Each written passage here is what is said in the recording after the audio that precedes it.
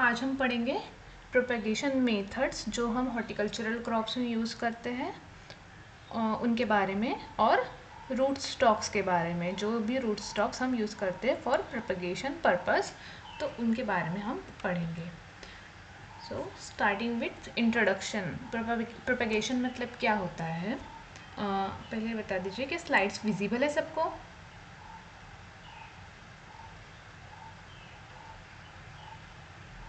Yes ma'am. Okay, सो propagation मतलब multiplication of plant. जो भी हम जनरली कल्टीवेशन करते हैं, ऑर्चार्ड कल्टीवेशन करते हैं in horticulture, in case of horticulture, तो उनके मल्टीप्लिकेशन के प्रोसेस को हम क्या बोलते हैं, प्रोपेगेशन बोलते हैं। तो नेचर में अगर देखा जाए तो नेचुरली प्लांट प्रोपेगेट करता है, किस लिए, उसकी जनरेशन को आगे बढ़ाने के लिए वो नेचुरली प्रोपेगेट करता है। बट ह्यूमन क्या करता है, for its purpose, for agriculture purpose, for cultivation purpose, हमने क्या किया, we develop the art of propagation. हमने देखा कि किन किन मेथड से हम प्लांट को रीजनरेट कर सकते हैं, प्रोपेगेट कर सकते हैं, और ऐसे different types of methods humans ने डेवलप किए हैं।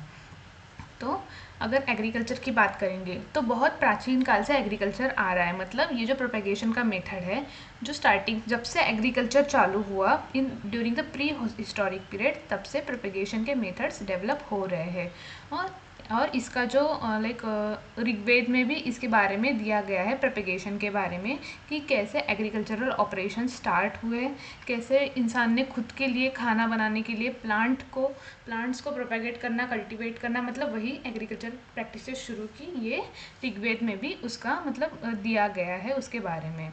अब इन दिनों हम क्या करते हैं, अब हम जो प्रोपेगेशन करते हैं, these methods are totally modernized. मतलब जो ट्रेडिशनल मेथड्स थी वो भी ठीक है, but now we knows the pros and cons of traditional methods, so we have developed many modernized method for propagation of plant. जो पहले सिर्फ फील्ड पे प्रोपेगेट किया जाता था, अब इन विट्रो मतलब टेस्ट ट्यूब में भी हम प्लांट्स को प्रोपेगेट करते हैं। In the lab we can propagate the plants. तो इतना ज़्यादा मॉडर्नाइजेशन हुआ है in case of propagation. Generally propagation कहाँ से स्टार्ट हुआ है, starting from a science stick. Science stick generally कितनी रेंज की लेते हैं, 15 to 20 सेंटीमीटर की साइंस स्टिक से स्टार्ट हुआ था। एक साइंस से मल्टीप्लिकेशन करते थे। तो आज हमारे पास ऐसी टेक्नोलॉजीज़ है जिनमें हम सेल, टिश्यू या एम्ब्रियो का यूज़ करके भी नए प्लांट्स हम बनाते हैं। So this is the development in the field of propagation. और प्लांट प्रोपेगेशन ये एक बहुत अच्छा बिजनेस है। It is an highly profitable business. It generate employment, और उसमें एक अच्छा सा इनकम, मुनाफा जो भी बिजनेसमैन है वो कमा सकता है। तो बात करेंगे टाइप्स ऑफ प्रोपेगेशन। देखो, मुझे पता है कि आप सब लोग बेसिक चीज़ें जानते हैं, लेकिन जिस चीज़ों पे क्वेश्चन आते हैं और जो कंसेप्चुअल चीज़ें हैं तो वो मैंने हाईलाइट कर दी है। तो वो कंसेप्ट आप समझ लीजिए, और मैं बता दूंगी कि इस पे ऐसे ऐसे क्वेश्चन आते हैं, तो वो आपको याद रखना है। So there are two types as we know, sexual and asexual method. पहले बात करेंगे सेक्शुअल प्रोपेगेशन के बारे में। इन केस ऑफ प्लांट्स, जो भी हम सीड के द्वारा उसको मल्टीप्लाई करते हैं, तो उस मेथड को हम कहेंगे सेक्सुअल प्रोपेगेशन। क्यों इसमें सेक्सुअल प्रोपेगेशन कहते हैं, क्योंकि इसमें male and female gametes involve रहते हैं। वो फ्यूज़ होंगे, फर्टिलाइजेशन होगा, और फिर एम्ब्रियो फॉर्म होगा, और उसके बाद जो नया ऑफस्प्रिंग है, जो नया सीडलिंग है, प्लांटलिंग है, वो हमें मिलेगा। ये प्रोसेस जो होती है in sexual propagation, generally meiosis division takes place. Meiosis division में क्या होता है, जो क्रोमोसोम नंबर्स होते हैं वो हाफ हो जाते हैं, जो गैमेट्स होते हैं उनके क्रोमोसोम नंबर हाफ होते हैं, जो हैप्लॉइड्स होते हैं गैमेट। तो यही मियोसिस में होता है। तो ये आपको याद रखना है कि सेक्सुअल में मियोटिक डिवीजन होगा, और क्या होगा, chromosome number will reduce to half. और जब फर्टिलाइजेशन होगा तो क्या होगा, this male gamete is haploid, this female gamete is haploid.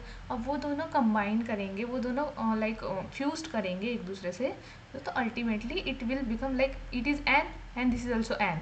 तो जब ये फ्यूज़ करेंगे तो अल्टीमेटली क्या बनेंगे, 2n। तो वो फिर से नॉर्मल जो डिप्लॉयड हमारा क्रोमोसोम, प्लांट्स का क्रोमोसोम नंबर होता है, वो बन जाता है।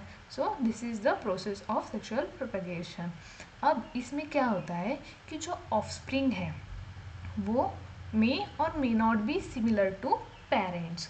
इसका मीनिंग क्या है, जैसे मैंने बताया इसमें हम क्या करते हैं, इसमें क्या होता है जनरली एक मेल गैमेट होगा, एक फीमेल गैमेट होगा।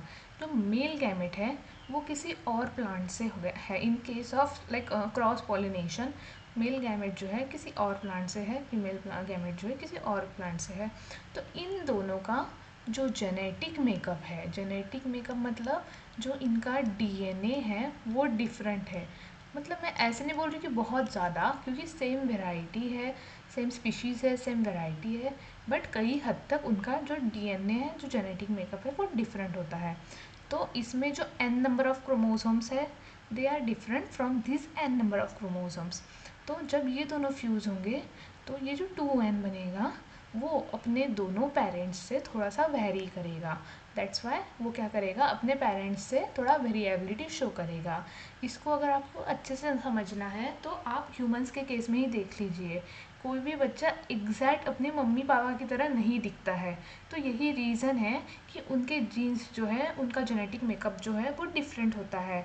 जब वो दोनों के गैमेट्स में मतलब फ्यूज़ होने से जो ऑफस्प्रिंग होगा वो वेरिएशन दिखाता है। तो यही प्लांट्स के केस में भी होता है। इसीलिए जब सेक्सुअल रिप्रोडक्शन, सेक्सुअल प्रोपेगेशन होगा प्लांट में, तो जो ऑफस्प्रिंग होगा it will not be as similar to their parent. इसे हम और क्या कहेंगे, these are not true to type to their parents. तो हमें जो सेक्सुअल प्रोपेगेशन के द्वारा जो ऑफस्प्रिंग मिलेंगे, जो प्लांट्स मिलेंगे, they will show variation to their parents. उसके बाद हम पढ़ेंगे few advantages of sexual propagation. The first is, this is the most simple and easy method of propagation, और this is the only method which create diversity. जो चीज़ मैंने आपको अभी बताई कि अलग अलग गैमेट्स में अलग अलग जेनेटिक मेकअप होता है, जिसकी वजह से क्या होगा, वेरिएबिलिटी दिखेगी ऑफस्प्रिंग में। अब अगर ऑफस्प्रिंग वेरिएबल होगा तो उसमें क्या होगा, डाइवर्सिटी, पर्टिकुलर स्पीशीज़ में डाइवर्सिटी इंक्रीज़ होगी, पर्टिकुलर वेराइटी में डाइवर्सिटी भी इंक्रीज़ होगी। सो this is the only method which create diversity. Diversity sometimes yield better plants. मतलब कभी कभी क्या होता है कि अगर कुछ स्ट्रेस कंडीशन है, लाइक बायोटिक और अबायोटिक स्ट्रेस, तो प्लांट क्या करता है, खुद को सरवाइव करने के लिए जो उसके अच्छे जीन्स हैं वो एक्सप्रेस हो जाते हैं, और वो एक्सप्रेस होके पर्टिकुलर सीवियर कंडीशन, जो भी स्ट्रेस कंडीशन है उसमें वो सर्वाइव कर लेता है। तो हमें क्या मिलता है, due to sexual reproduction, sexual propagation, we can get better plant types जो स्ट्रेस कंडीशन में भी सर्वाइव कर जाए। तो ऐसे सीडलिंग्स को चांस सीडलिंग कहते हैं। चांस सीडलिंग इसलिए कि हमने कोई ऑब्जेक्टिव नहीं डिसाइड किए थे कि हमें पर्टिकुलर लाइक ड्रॉट है या फिर कोई भी अबायोटिक या बायोटिक स्ट्रेस है, उसके लिए हमें कोई वैरायटी डेवलप करनी है जो उससे रेसिस्टेंट हो।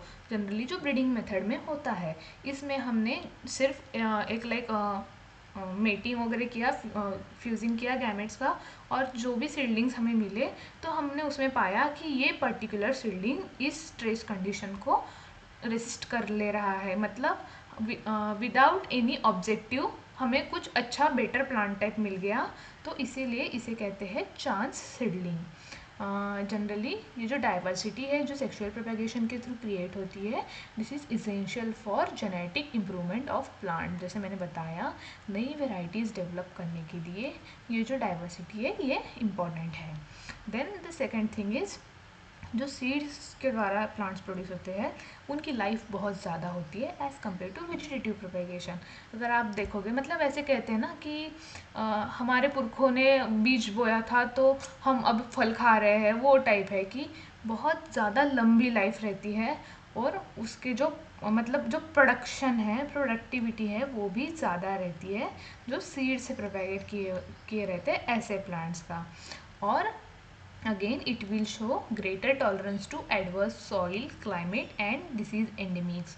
तो जैसे मैंने बताया, ये क्या करते हैं, सीड के द्वारा ग्रो किए हैं, मतलब ये डाइवर्सिटी शो करेंगे। और जैसे मैंने यहाँ बताया था आपको कि वो अगर कोई एडवर्स कंडीशन है तो वो रेसिस्टेंस शो करते हैं, जो भी उसमें जो जीन्स प्रेजेंट है बट पेरेंट्स में वो नहीं दिखे तो वो ऑफस्प्रिंग में एक्सप्रेस हो जाते हैं, तो उस कंडीशन में ग्रेटर टॉलरेंस आ जाता है ऑफस्प्रिंग में to adverse conditions, like adverse environmental conditions के लिए ज़्यादा टॉलरेंस मतलब वो दिखाते हैं। Now there are few plants, जैसे कुछ क्रॉप्स है जिनमें सीड के द्वारा ही प्रोपेगेट होता है, उसमें दूसरी मेथड हम नहीं यूज़ कर सकते, जैसे पपाया हो गया, कोकोनट हो गया। तो इनमें असेक्सुअल जो मीन्स है प्रोपेगेशन के वो हम फॉलो नहीं कर सकते। तो ऐसे क्रॉप्स के लिए sexual propagation is the only way to propagate the plants. Then there are few crops such as citrus हो गया, मैंगो, जामुन। तो ये क्या शो करते हैं? Poly embryony. आई थिंक मैंने आपको पॉली एम्ब्रियोनी के बारे में पहले बताया था। सो कौन बताएगा what is poly embryony? What is poly embryony?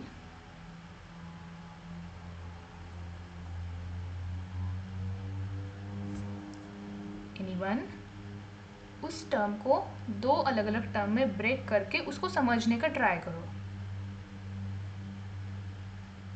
देखो, पॉली एम्ब्रियोनी मतलब, पॉली मतलब मेनी, एम्ब्रियोनी मतलब एम्ब्रियोज। तो एक ही सीड में there are more than one embryo, तो उस कंडीशन को कहेंगे पॉली एम्ब्रियोनिक कंडीशन। अब इसमें क्या होगा कि अगर एक ही सीड में एम्ब्रियो एक से ज़्यादा है तो एक सीड से मोर देन वन सीडलिंग प्रोड्यूस होंगे, ठीक है। अब ये एम्ब्रियोज कहाँ से प्रोड्यूस होते हैं? This embryos are produce from the integument tissue, जो इंटेगुमेंट वाला पोर्शन होता है ना, और न्यूक्लियर सेल्स ऑफ एम्ब्रियो। तो ये इस सेल्स से जनरली एम्ब्रियो क्रिएट होते हैं, like a number of embryos उससे क्रिएट होते हैं, और एक ही सीड से हमें बहुत सारे प्लांट लाइक सीडलिंग्स हमें मिलेंगे। और एक चीज़ जो होगी, this all seedlings which we get from one seed they are identical to their mother plant, मतलब उनका जो मदर प्लांट होगा उसका और इन सारे सीडलिंग्स का जेनेटिक मेकअप सेम होगा। तो ये एक एक्सेप्शन है in case of sexual reproduction. In case of poly embryony, जो कि एक सीड से सीडलिंग प्रोड्यूस होते हैं, they have same genetic makeup as their mother plant. तो ये चीज़ आपको याद रखनी है। क्वेश्चन इस पे ऐसे आएगा कि कौन से which of the following crop has poly embryony. तो आपको खाली एग्जाम्पल्स याद रखने हैं, कंसेप्ट जो है पॉली एम्ब्रियोनी का वो मैंने आपको समझा दिया है। Then there are some species of apple like Malus sikkimensis, Malus hupehensis, और ये जो स्पीसीज़ है वो क्या करती है? They are produce by apomixis. Apomixis मतलब क्या होता है? Anyone know what is apomixis? Okay, देखो ये जो है फंडामेंटल कंसेप्ट्स है, सो ये आपके क्लियर होने चाहिए। एपोमिक्सिस मतलब development of embryo without fertilization, ठीक है। पार्थेनोकार्पी और एपोमिक्सिस में मेजर ये डिफरेंस है। In case of apomixis, development of embryo without fertilisation, और in case of parthenocarpy, development of fruit without fertilisation. अच्छे से समझिए, इसमें एम्ब्रियो डेवलप होता है और इन पार्थेनोकार्पी फ्रूट डेवलप होता है। तो एपोमिक्सिस में क्या होगा? एम्ब्रियो डेवलप होगा विदाउट फर्टिलाइजेशन, और जो उससे हमें सीडलिंग्स मिलेंगे they are also true to type to their parents. तो ये आपको याद रखना है कि एपोमिक्सिस में भी हमें ट्रू टू टाइप प्लांट्स मिलते हैं। It is also a type of sexual reproduction. So ये जनरली होता है एप्पल में। इन केस ऑफ फ्रूट्स अगर हम देखें, एग्जाम्पल्स आपको याद रखने हैं और थोड़ा सा कंसेप्ट समझ लेना है, बाकी चीज़ें ईजी है। देन जो एसेक्सुअल प्रोपेगेशन हम करते हैं उसके लिए जो रूट स्टॉक हमें चाहिए वो भी हमें जनरली सीड्स के द्वारा ग्रो करना पड़ता है। So this is also an advantage कि अगर सीड्स नहीं होते तो हम रूट स्टॉक कैसे ग्रो करते। So for root stock purpose we need seedling plants. Then there are few disadvantage of sexual propagation also. The first disadvantage is the plants are not true to type to their parents or to their mother plants. इसका मतलब यही है जो मैंने समझाया। अब देखो ये डिसएडवांटेज कैसे हो गया कि अगर हमें एक वेराइटी का कोई प्रोपेगेशन करना है और हम सीड्स के थ्रू जा रहे हैं तो उस वेराइटी में हर सीड के थ्रू प्रोड्यूस जो पौधा जो सीडलिंग प्रोड्यूस होगा वो एक दूसरे से थोड़ा सा वेरिएशन दिखाएगा।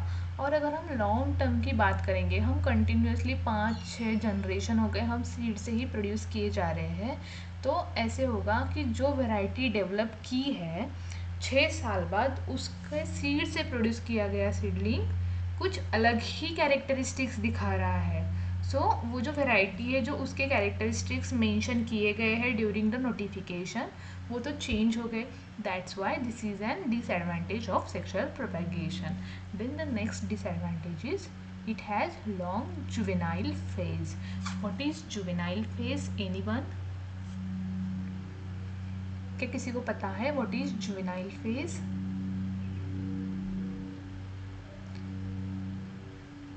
Okay. देखो जुवेनाइल फेज मतलब फ्लावरिंग के पहले की फेज। फ्लावरिंग मतलब एक टाइप का प्लांट में मच्योरेशन होता है। जब प्लांट मच्योर हो जाएगा, जब पौधा मच्योर हो जाएगा तो उसमें प्लांट लाइक फ्लावरिंग आएगी, फ्लावर्स उसमें आना शुरू हो जाएंगे। जैसे ह्यूमंस के केस से ही आप बहुत सारी चीज़ें कंपेयर कर सकते हो। जुवेनाइल फेज मतलब चाइल्डहुड आप कह सकते हो। जैसे बच्चा जब छोटा होता है, इमच्योर होता है, तो उस जैसे हम इन केस ऑफ ह्यूमंस हम उसे चाइल्डहुड कहते हैं, तो इन केस ऑफ प्लांट्स हम क्या कहेंगे? जुवेनाइल फेज कहेंगे। Then in case of humans हम क्या कहेंगे? अब ये मच्योर हो गया है भाई, ये इंसान जो है मच्योर हो गया। तो जब फ्लावरिंग आती है प्लांट्स में तो हम उसे कह सकते हैं कि now this has completed it juvenile phase, और इसमें जो रिप्रोडक्टिव फेज है वो स्टार्ट हो गई है। So the first is juvenile phase, और after juvenile phase reproductive phase plants में स्टार्ट हो जाती है। तो सेक्शुअली प्रोपेगेटेड प्लांट्स में या फिर जो सीड से प्रोड्यूस किए हैं उस प्लांट्स में क्या होता है, ये जो जुवेनाइल फेज होती है वो बहुत लंबी होती है। ईजी तरह से समझने के लिए यही समझो कि अगर आपने असेक्शुअली प्रोपेगेशन किया है और किसी पौधे का, जैसे मैंगो का ही, तो मैंगो का वो पौधा जो आपने असेक्शुअली प्रोपेगेट किया है वो आपको 3 से 4 साल में फल देना शुरू कर देगा। बट वही जो सीड से प्रोपेगेट किया है उसको 9 से 10 साल लगेंगे फ्लावरिंग आने के लिए। तो this is one of the disadvantage कि आप आज सीड लगा रहे हो और 10 साल बाद आपको फल मिलेंगे। But in case of asexual, अगर आपने आज उसका कोई भी लाइक ग्राफ्ट या फिर बडिंग वाला पौधा जो भी है वो लगाया है तो आपको 2 या 3 साल के बाद फ्रूट्स मिलेंगे। So this is an disadvantage of seed propagated plant. Then जो सचर होता है प्लांट का, तो वो लॉन्ग एंड मतलब बहुत जायंट होता है, लाइक बहुत बड़ा पौधा उससे प्रोड्यूस होगा। अगर आपने देखे होंगे अपने पुरखों के ज़माने के आम के पेड़, बहुत बड़े बड़े पौधे होते थे।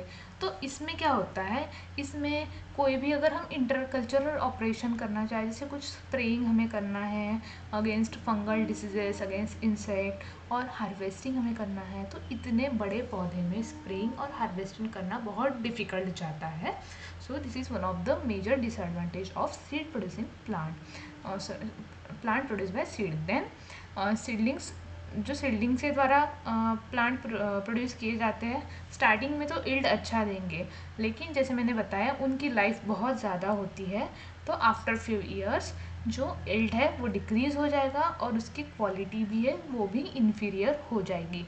इन स्टार्टिंग फ्यू ईयर्स हमें अच्छी क्वालिटी और यील्ड मिलेगा, बट बाद में वो डिक्रीज़ होता चला जाएगा। Then there are many viral diseases such as psorosis in citrus, और पीच में भी बहुत सारे ऐसे वायरल डिसीजेज है जो कि सीड के थ्रू ट्रांसमिट होते हैं। तो उन वायरल डिसीजेज मतलब वो प्लांट्स को बचाने के लिए हम क्या करते हैं, generally asexual propagation method use करते हैं। Then it excludes the benefits of root stock, मतलब जो हम एसेक्सुअल प्रोपेगेशन में रूट स्टॉक यूज़ करते हैं उसके जो बेनिफिट हमें मिलते हैं, तो in case of seed propagation वो हमें नहीं मिलते हैं। So this are the few disadvantage of sexual propagation in plants. Anyone have any doubt in this topic? Sexual propagation में किसी को कुछ डाउट है?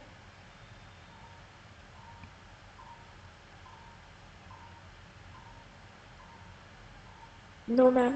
Okay, now we will move towards the next topic that is asexual propagation. ये थोड़ा main है क्योंकि इसमें बहुत सारी मेथड्स है। जो सेक्सुअल था वो मैंने आपको अभी समझा दिया है, उसमें आपको खाली एग्जाम्पल्स याद रखने हैं कि कौन से मेजर हॉर्टिकल्चरल क्रॉप्स हैं जिसमें सीड के द्वारा प्रोपेगेट किया जाता है, और जो मैंने कुछ कुछ कंसेप्ट समझा है वो आपको याद रखने हैं। जैसे एपोमिक्सिस का एग्जाम्पल क्या हो गया, फिर पॉलीएम्ब्रियोनी के एग्जाम्पल्स क्या है, तो ये चीज़ें आप याद रखना।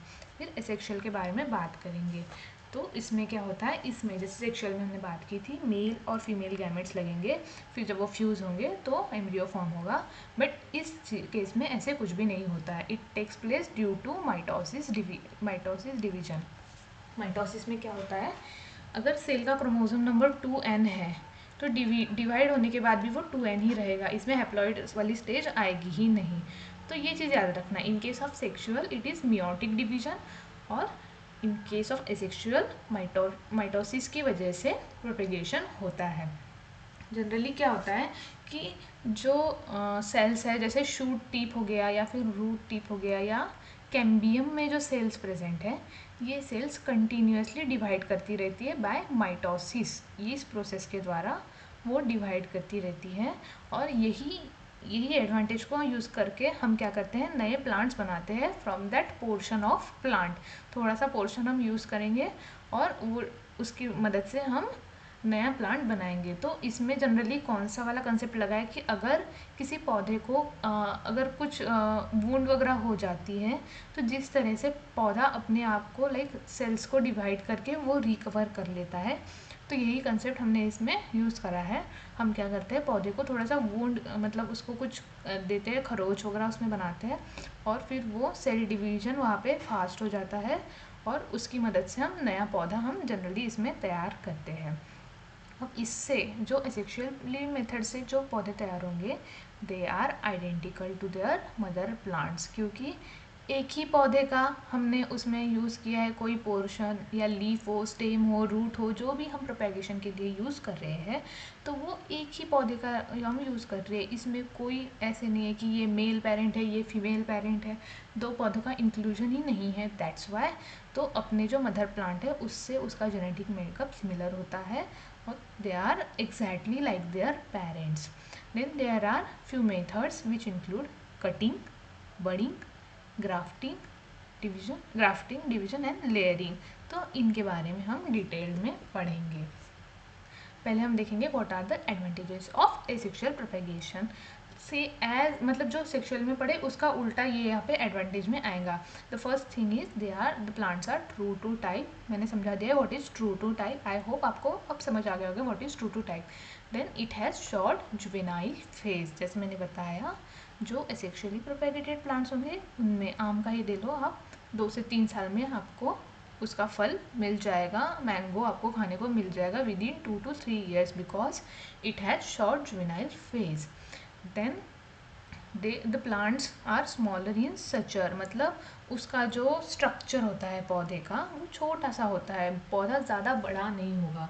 अगर पौधा छोटा सा है तो जो भी हमें स्प्रेइंग करना है, फंजीसाइड, इंसेक्टिसाइड या फिर हार्वेस्टिंग जब हम करते हैं तो लेबर्स के लिए ईजी जाता है हार्वेस्टिंग या स्प्रेइंग करने के लिए। That's why it makes the intercultural operation easy in case of asexually propagated plants. Then ऐसे कुछ पौधे हैं जिनमें सीड सेटिंग ही नहीं होता है, ऐसे कुछ क्रॉप है जिनमें सीड सेटिंग नहीं होता है, जैसे पाइनएप्पल हो गया, बनाना हो गया। तो ऐसे में प्रोपेगेशन कैसे करेंगे, तो इनके ऐसे पौधों के लिए only the method is asexual propagation. जैसे मैंने आपको सेक्सुअल में भी बताया, जैसे पपाया हो गया तो वो ओनली सीड से ही प्रोपेगेट होता है, वैसे ही in case of pineapple and banana वो सिर्फ एसेक्सुअल मेथड से ही प्रोपेगेट हम करते हैं। Then we can create noble plants by using asexual method. Now what is this noble plants? Noble plants मतलब कि कभी आपने ऐसे देखा है, जनरली ऑर्नामेंटल स्पीसीज में ये होता है कि कोई पौधा है और उसकी एक टहनी पे एक कलर के फ्लावर्स आ रहे हैं, दूसरे टहनी पे दूसरे कलर के फ्लावर्स आ रहे हैं। तो by using any method such as budding और ग्राफ्टिंग अलग अलग उसके ब्रांचेस पे अलग अलग वेराइटीज़ का बडिंग या ग्राफ्टिंग किया जाता है और एक ही पौधे से हमें डिफरेंट टाइप्स ऑफ फ्लावर्स हमें मिलते हैं। या फिर इन केस ऑफ फ्रूट्स ऑल्सो, जैसे होता है कि एक ही पौधे से डिफरेंट वेराइटी के फ्रूट्स ले सकते हैं। देयर आर मेनी फार्मर्स जिन्होंने ऐसे पौधे डेवलप करे हैं कि एक ही मैंगो की वेराइटी से वो एक ही मैंगो के प्लांट से वो 150 वेराइटीज़ के आम हार्वेस्ट करते हैं। उन्होंने क्या किया है, अलग अलग ब्रांच पे अलग अलग वेराइटी के बर्ड्स की उन्होंने बडिंग की है। तो with the help of that वो हर ब्रांच से अलग वेराइटी का आम वहाँ से हार्वेस्ट करते हैं। सो ऐसे प्लांट्स को हम कहते हैं Nobel plants. So by means of asexual method we can produce these noble plants. तो जनरली आपको ये रोज़ में या ऑर्नामेंटल प्लांट्स में ज़्यादा देखने को मिलेगा। Then we can exploit the benefit of root stock. Generally root stock हम इसलिए यूज़ करते हैं कि ताकि वो मिट्टी को अच्छे से पकड़े रहे। Then there are many characteristics of root stock, जैसे अगर वो उसमें ड्वार्फ की कैरेक्टरिस्टिक होगी तो हमारा पौधा जो है वो ड्वार्फ होगा। तो ये जो बेनिफिट्स हैं हम एक्सप्लॉइट कर सकते हैं, एज वेल एज जो भी साइन के बेनिफिट्स हैं वो भी हम इसमें एक्सप्लॉइट कर सकते हैं। Then we can use this method for repairing of damage portion. अगर पौधे में अगर कुछ पोर्शन डैमेज हो रखा है तो एसेक्सुअल प्रोपेगेशन की मदद से हम उसको रिपेयर कर सकते हैं और उस पौधे को फिर से फ्रूटफुल बना सकते हैं। जनरली ब्रिज ग्राफ्टिंग इसमें यूज़ करते हैं। जब ग्राफ्टिंग हम पढ़ेंगे तो मैं आपको डिटेल बताऊंगी क्या होती है ब्रिज ग्राफ्टिंग। और जनरली क्या होता है, with the help of asexual method we can convert the non productive local variety into productive और इम्प्रूव टाइप वेराइटी। मतलब कि अगर कोई ऐसे पौधा है जो कि इतना ज़्यादा प्रोडक्शन नहीं दे रहा है तो उस पर या बडिंग या ग्राफ्टिंग करके दूसरी वेराइटी का जो हम उस पर बडिंग ग्राफ्टिंग करेंगे और उससे हम ज़्यादा मुनाफा इम्प्रूव्ड टाइप फ्रूट्स जो है हम उससे ले सकते हैं। So these are the benefits और एडवांटेजेस ऑफ एसेक्सुअल प्रोपेगेशन। उसके बाद हम पढ़ेंगे there are few disadvantages. The first thing is the plants has short life, मतलब ज़्यादा से ज़्यादा 10 ईयर तक वो पौधा चलेगा, उसके बाद उसका जो प्रोडक्शन है वो कम हो जाएगा। ऑलरेडी उसका सचर छोटा है। जैसे पुराने पौधे हम देखेंगे लाइक 90-100 ईयर्स, कुछ 150 ईयर्स तक वो अच्छे से प्रोडक्शन देते हैं। तो in case of asexually propagated plant ऐसे नहीं होता है। 10 से 15 साल या फिर कभी कभी 20 साल इतनी ही लाइफ होती है जनरली असेक्सुअली प्रोपेगेटेड प्लांट्स की। Again it restrict diversity. क्यों? क्योंकि ये जो पौधे तैयार होते हैं they are true to type to their mother plants. तो उनका जेनेटिक मेकअप जो है वो सेम होगा अपने मदर प्लांट जैसा। सो इन केस ऑफ अगर अबायोटिक स्ट्रेसेस या बायोटिक स्ट्रेस आते हैं, सो इसमें ऐसा चांस ही नहीं है कि वो अपने जो जीन्स है जो कि पेरेंट्स में एक्सप्रेस नहीं हुए हैं तो वो इसमें ऑफस्प्रिंग में एक्सप्रेस हो जाएंगे और वो अपने आप को प्रोटेक्ट कर लेगा, क्योंकि एक ही पौधे के सेम जीन्स वहाँ पे ट्रांसफ़र हुए हैं, वेरिएबिलिटी नहीं है। इसी वजह से डाइवर्सिटी को वो रिस्ट्रिक्ट करता है। Then there are few virus such as tristeza virus जो है वो क्या होता है, वो ट्रांसमिट होता है थ्रू बडवुड। तो in case of citrus generally अगर आप असेक्सुअल प्रोपेगेशन के थ्रू जाते हो तो there are chances of quick decline in the orchard. ये चीज़ें these are the few disadvantage of asexual method. Anyone have any doubt?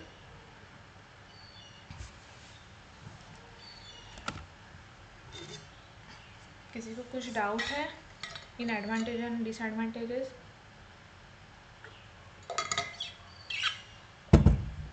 Okay. No, ma'am. Now we will move towards the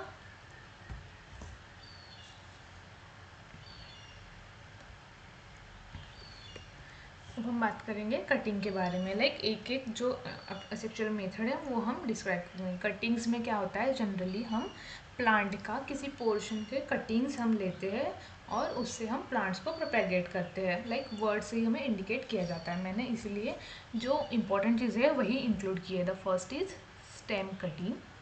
stem cutting में generally there are 4 types of stem cutting, जो नाम से ही हमें समझ आता है कि क्या है। The first is hardwood cutting, then semi hardwood cutting, then soft wood cutting and then herbaceous cutting. ये 4 टाइप्स है सेम स्टेम कटिंग के। इसमें हम स्टेम का पोर्शन लेंगे, और जैसे ये 4 टाइप्स है तो आप समझ गए होंगे कि कौन सा पोर्शन हम लेंगे। So first talking about hardwood cutting. इसमें क्या कहते हैं, जो 1 साल पुराना मैच्योर जो शूट है, 1 साल जिसको हो गया है, ऐसे शूट से हम कटिंग लेंगे। अब जब हम कटिंग लेंगे तो हमें देखना है कि वो जो शूट है it should be healthy and it should not be too vigorous, मतलब बहुत ज़्यादा तेज़ी से बढ़ने वाला भी वो शूट नहीं होना चाहिए। Then second thing which we have to look after is, उसमें जो इंटरनोडल लेंथ है वो बहुत ज़्यादा लंबी नहीं होनी चाहिए। लाइक 2 नोड्स के बीच का जो डिस्टेंस है वो ज़्यादा लॉन्ग भी नहीं होना चाहिए। तो ऐसे शूट्स हमें सिलेक्ट करने हैं। देन जो शूट्स जो कि शेड में ग्रो हो रहे हैं वो जनरली नहीं अच्छे होते हैं फॉर कटिंग। जो सनलाइट में ग्रो हुए हैं वो शूट्स हम प्रेफर करते हैं। अब जनरली जब हम हार्डवुड कटिंग्स लेते हैं the length of 10 to 45 centimetre, इतने लेंथ का हम कटिंग्स उसमें से लेंगे। हमें ये चीज़ देखनी है कि उस पर 2 to 3 बर्ड्स उस पर प्रेजेंट होने चाहिए। और जब हम उसको जब कटिंग कर रहे हैं तो देखिए थोड़ा एक मेथड होता है ताकि बाद में कंफ्यूजन ना हो। तो क्या होता है, जो लोअर कट हम बना रहे हैं it should just below the node, और जो अपर कट हम मतलब उसको करते हैं it should 1 to 2 centimetre above the upper node. तो मतलब अगर ये आपका कटिंग है, यहाँ पे एक बर्ड है तो जस्ट यहाँ से आपको कट बनाना है। देन जैसे दीज आर द बर्ड्स, तो ये जो अपर बर्ड है इसके 1-2 सेंटीमीटर ऊपर से यहाँ से आपको सेकंड कट करना है। और जो ऊपर वाला कट होगा वो ऐसे स्लैंटिंग टाइप में हमें कट करना है, क्योंकि एक साथ तो हम बहुत सारे कटिंग्स लेंगे तो जब हम उसको लगाएंगे तो हमें कन्फ्यूजन ना हो कि नीचे वाला पोर्शन कौन सा है, ऊपर वाला पोर्शन कौन सा है। इसको हम उल्टा नहीं लगा सकते हैं, उसमें पोलार मूवमेंट होती है ना, जाइलम फ्लोएम्स वगैरह में। तो हमें स्लैंटिंग कट से पता चल जाता है कि जो स्लैंटिंग वाला पोर्शन है दैट इज़ अपर पोर्शन, और जो स्ट्रेट हमने कट किया है दैट इज़ लोअर पोर्शन। सो ये केयर हमें करनी पड़ती है while making the hardwood cutting.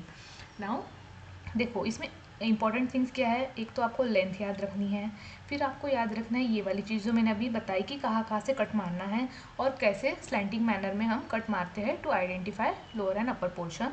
And the next important thing is examples. सारे इसमें जो एग्जाम्पल्स मैं आपको बताऊंगी वो आपको याद रखने हैं। सो हार्डवुड कटिंग जनरली ग्रेप्स में, फिग में, पोमेग्रेनेट और रोजेस में की जाती है।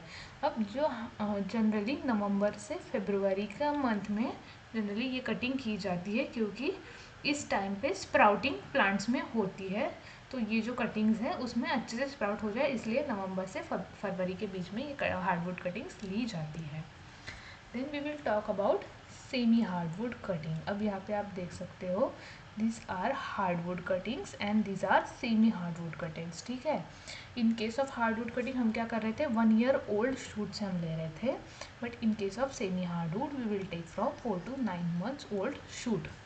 उससे हम सेमी हार्डवुड से वो कट लेंगे। अब जनरली इसमें जो लेंथ लेंगे it will be 7 to 20 centimetre in length. इसमें हम जब कटिंग कर लेंगे सेम जैसे मैंने आपको बताया, जो लोअर नोड है उसके जस्ट बिलो से और जो अपर नोड है उसके 1 to 2 सेंटीमीटर अबव, वैसे ही सारे इसमें कटिंग्स ली जाती है। देन इसमें क्या करेंगे, जो बेसल लीव्स है, क्योंकि ये सेमी हार्डवुड शूट है तो इसमें पत्ते होंगे, जो शूट भी थोड़ा सा हरा सा लाइक ग्रीन होता है। तो इसमें हम क्या करते हैं, बेसल जो लीव्स है वो रिमूव कर देते हैं और जो टर्मिनल में 2 से 4 लीव्स हम रहने देते हैं ताकि फोटोसिंथेसिस हो पाए और मतलब वो जो स्टिक है उसमें अच्छे से रूटिंग हो पाए। जनरली ये जो सेमी हार्डवुड कटिंग है these are prepare during rainy season. इसको क्या चाहिए, it will required high humidity, क्योंकि ह्यूमिड कंडीशंस ब्लड स्प्राउट के लिए लाइक फेवरेबल होती है, तो इसे ह्यूमिड कंडीशंस चाहिए। जनरली जो सेमी हार्डवुड कटिंग होती है वो मिस्ट चेम्बर में रखी जाती है टू प्रोड्यूस द रूट्स, ताकि वो अच्छे से रूटिंग उसमें हो जाए, इसलिए मिस्ट चेम्बर में उसको रखा जाता है ताकि उसको हाई ह्यूमिडिटी मिले।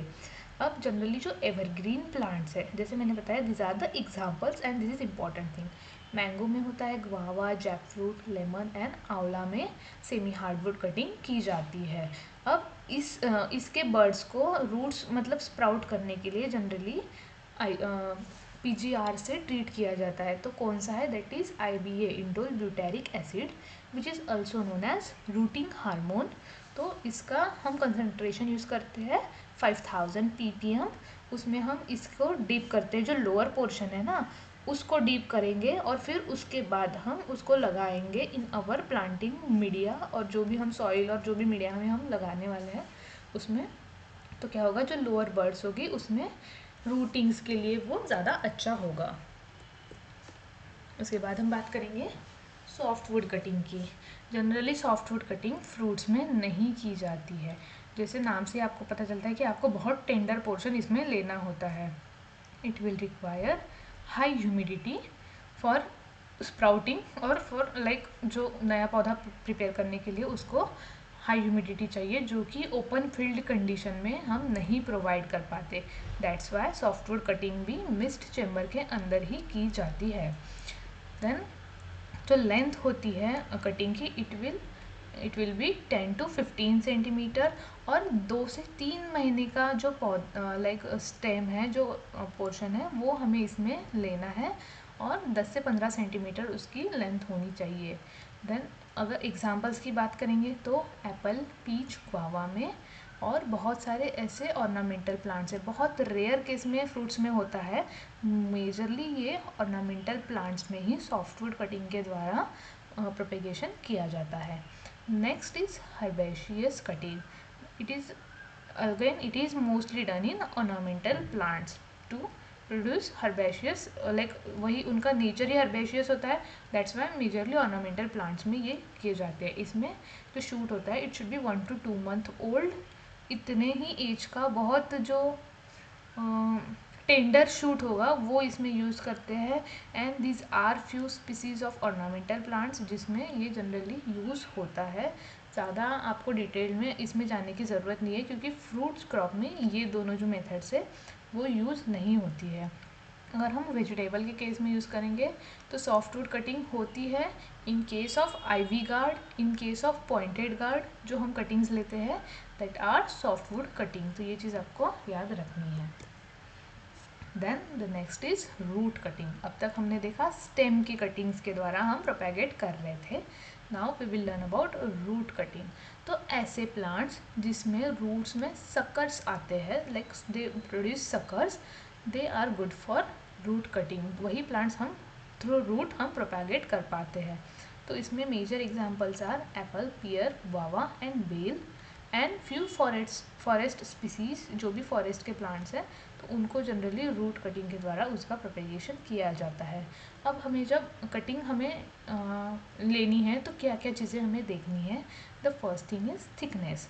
जिस भी पार्ट को हम लाइक एज अ कटिंग ले रहे हैं उसका जो थिकनेस है it should B 2 to 3 centimetre, और जो लेंथ होगा हम जो कटिंग ले रहे हैं उसका लेंथ होना चाहिए 10 to 15 सेंटीमीटर। तो ये चीज़ आपको याद रखनी है। अगर हम टेम्परेट फ्रूट्स में अगर रूट कटिंग कर रहे हैं, जैसे एप्पल हो गया, पियर हो गया, तो these are the temperate fruits. तो इसमें जनरली दिसंबर में हम कटिंग्स लेते हैं। और जो कटिंग्स हमने ली है they are placed in sphagnum grass. Sphagnum grass क्या करती है, उसको मॉइस्चर प्रोवाइड करती है, वो बहुत देर के लिए लाइक वाटर होल्ड कर सकती है, और वो उसको हाई ह्यूमिड कंडीशन प्रोवाइड करती है ताकि अच्छे से उसमें रूटिंग हो जाए। देन जब रूटिंग हो जाए तो हम उसको ट्रांसफ़र करते हैं। This cuttings are transferred into field, और अगर ज़रूरत हो तो उसमें हार्मोनल ट्रीटमेंट भी किया जाता है। जैसे मैंने आपको बताया IBA से जनरली ट्रीटमेंट किया जाता है for inducing rooting in the cuttings. Then सब ट्रॉपिकल प्लांट्स की अगर हम बात करेंगे, जैसे गुआवा हो गया, बेल हो गया, दीज आर सब ट्रॉपिकल फ्रूट्स। तो इसमें जनरली रेनी सीजन में रूट कटिंग्स की जाती है ताकि उसको फेवरेबल कंडीशन मिले फॉर ग्रोथ। अब इस रूट कटिंग में जो एडवेंटेशियस बर्ड होती है उससे शूट इमर्ज होता है, और जो कैम्बियम टिश्यू होते हैं उससे रूट्स इमर्ज होते हैं। तो ये चीज़ आपको याद रखनी कि शूट कहाँ से इमर्ज होता है और रूट कहाँ से इमर्ज होगा। उसके बाद हम देखेंगे लीफ कटिंग, ठीक है, मतलब with the help of leaf also हम प्लांट को प्रोपेगेट कर पाते हैं। जनरली लीफ कटिंग जो है ऑर्नामेंटल प्लांट्स में यूज़ होती है। जो भी सक्यूलेंट्स होते हैं तो उसमें सारा जो प्रोपेगेशन होता है मोस्ट ऑफ द सक्यूलेंट्स में थ्रू लीव्स ही प्रोपेगेशन किया जाता है। बेगोनिया हो गया, बहुत सारे सकुलेंट्स हैं, तो इसमें लीफ कटिंग के द्वारा ही प्रोपेगेशन किया जाता है। कुछ नहीं, बस एक पौधे का लीफ उसको लाइक हम तोड़ते हैं, फिर यहाँ से ये जो पोर्शन है, ये लोअर पोर्शन हम जो भी हमारा प्लांटिंग लाइक मीडिया है, सॉइल है या फिर कोई अदर मीडिया है, तो उसके डायरेक्शन में हम ये रखेंगे, तो यहाँ से जो है रूट्स फॉर्मेशन इस पोर्शन से होगा और वो नया पौधा मतलब हमें उससे मिलेगा with the help of single leaf, तो इसे ही लीफ कटिंग कहते हैं। Anyone have any doubt in cuttings? क्या किसी को कटिंग में डाउट है? No, ma'am. Okay, now we will move towards budding. So budding is a process of connecting Sion में इसमें क्या होता है, सायन एज अ मतलब एक बर्ड को हम यूज़ करते हैं with the root stock in such a manner, मतलब हम उसको इस तरह से कनेक्ट करेंगे कि वो दोनों यूनाइट हो जाएंगे और वो एक एज अ वन प्लांट वो ग्रो करेंगे। तो इस प्रोसेस को जनरली बडिंग कहते हैं। There are major 2 components of budding. The first is bud, जो भी हम यूज़ करते हैं, this is bud, and the bud uniting part, मतलब ये जो पिछला वाला पोर्शन है, this is bud uniting part. So this are 2 components of budding. अब bud which develop framework branches and flowers and fruits are term as scion. Scion मतलब क्या होता है कि जिसका हम ऊपर वाला वेजिटेटिव पोर्शन हम चाहते हैं कि इस वेराइटी का हो, तो उसी का हम बड यूज़ करते हैं, तो इसमें उस बड को हम क्या कहेंगे, सायन कहेंगे। और जिस प्लांट का रूट सिस्टम होगा, जिसका हम रूट्स चाहते हैं कि इस पर्टिकुलर वेराइटी का रूट सिस्टम हमें यूज़ करना है, जो लोअर पोर्शन है वो इस वेराइटी का चाहिए, तो उस पोर्शन को हम क्या कहें, उस प्लांट को हम कहेंगे रूट स्टॉक और जस्ट स्टॉक। तो ये चीज़ें आपको क्लियर होनी चाहिए in asexual propagation, what is scion and what is stock. Then जो पॉइंट, जैसे ये जो पॉइंट है जहाँ यूनियन हो रहा है, जहाँ से वो दोनों यूनाइट होंगे, उस पॉइंट को, उस जॉइंट को हम जनरली बोलते हैं matrix. Now there are different types of budding, जो इम्पॉर्टेंट है वही मैंने यहाँ पे दिए हैं, तो बस आप समझ लीजिए कि क्या क्या थोड़ा थोड़ा डिफरेंस होता है सारे टाइप्स में, और उसका कुछ एडवांटेज डिसएडवांटेज भी होता है। So the first is shield budding.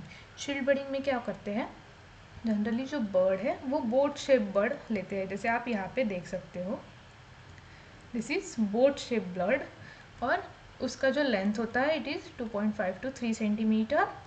और पौधे में जो रूट स्टॉक है उसमें क्या करते हैं, एक वर्टिकल इंसिजन ऐसे बनाते हैं, लाइक ऐसे कट बनाते हैं, फिर उसको थोड़ा सा खोल के इस कट के अंदर ये जो बड है हमारी, ये उसको फिक्स करेंगे और उसको लाइक कवर कर देंगे, किसी पॉलीथीन टेप से हम उसको कवर कर देते हैं, बट जो बड का ग्रोइंग पोर्शन है उसको थोड़ा एक्सपोज रखते हैं, तो इसी मेथड को शील्ड बडिंग कहते हैं। अब अगर इस केस में हमने ऐसे टी शेप कट बना दिया, तो उसे हम कहेंगे टी बडिंग।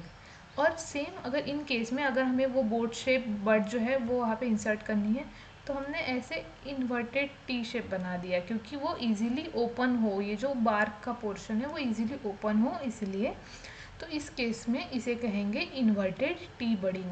तो इसी चीज़ में आपने 3 टाइप्स सीख लिए। तो दिस इज शील्ड बडिंग, जिसमें एक ही ऐसे कट लगता है, अगर टी शेप लगता है तो इट विल टी बडिंग, और अगर इन्वर्टेड टी लगता है तो इन्वर्टेड टी बडिंग। जनरली जो हम ये जो कट लगाते हैं फ्रॉम द ग्राउंड पोर्शन, ये जनरली 10 से 25 सेंटीमीटर अबव हमें यहाँ पे लगाना होता है, और after inserting that bird into that cut, हम उसको 30 गेज की, लाइक 30 गेज उसका थिकनेस होता है, इतनी थिकनेस की पॉलीथीन टेप से हम उसको कवर कर देते हैं by leaving the bird expose, ताकि वो बर्ड अच्छे से ग्रो करे।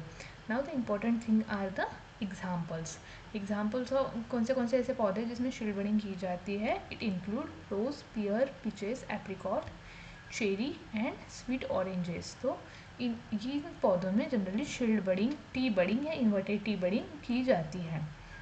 देन जो ऐसे जनरली पौधे हैं जिसमें जो शूट्स है उनकी जो स्किन होती है वो थिन होती है, उस केस में शील्ड बडिंग या टी बडिंग जो है वो सक्सेसफुल होती है। So this are the few मतलब points which we have to remember. जो भी मैंने हाईलाइट कर रखे हैं वही चीज़ें याद रखना। Then second is patch budding. जैसे नाम से हमें पता चल रहा है कि हमें क्या निकालना है, बड जो है वो पैच के शेप में होगा। जैसे आप यहाँ इमेज में देख सकते हो, दिस इज़ अ पैच। जो रूट स्टॉक से वो ऐसे पैच वाला पोर्शन निकाल रहा है। अब जिन पौधों में जो बार्क होती है वो थिक होती है, उस केस में पैच बडिंग की जाती है। जिनमें थिन होती है उसमें शील्ड बडिंग की जाती है। Examples are fruits like jackfruit, amla, mango, jamun और चेस्टनट। इसमें पैच बडिंग की जाती है। तो generally the patch of square और रेक्टेंगुलर शेप, मतलब इसी शेप का बड होता है और इसी शेप का रूट स्टॉक में हम एक पैच बनाएंगे और फिर उसको उसमें बर्ड को यहाँ पे इंसर्ट करके उसको पॉलीथीन शीट से हम कवर करेंगे। जो भी ग्रोइंग पोर्शन है उसको हम थोड़ा सा एक्सपोज रखेंगे। We will leave the sprouting portion expose, और जब वो यूनियन बन जाएगा तब हम उसको पॉलीथीन को निकालेंगे। This is known as patch budding. Next is chip budding. क्या स्लाइड्स दिख रही है सबको?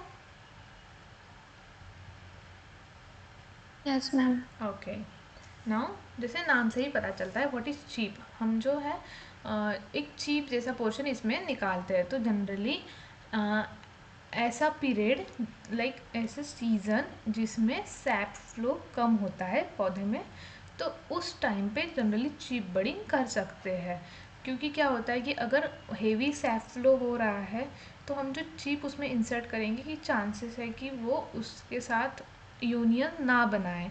दैट्स वाई जब there is lack of sap flow in the bud like in the root stock, during that time we can go for chip budding method. तो generally grep में chip budding की जाती है अगेंस्ट फाइलोक्सेरा इंसेक्ट। इसको resist करने के लिए जो रेसिस्टेंट उसका जो वेराइटी है उसका साइन यूज़ करके इसमें चिप बडिंग की जाती है। ये जनरली फरवरी टू मार्च के दौरान की जाती है।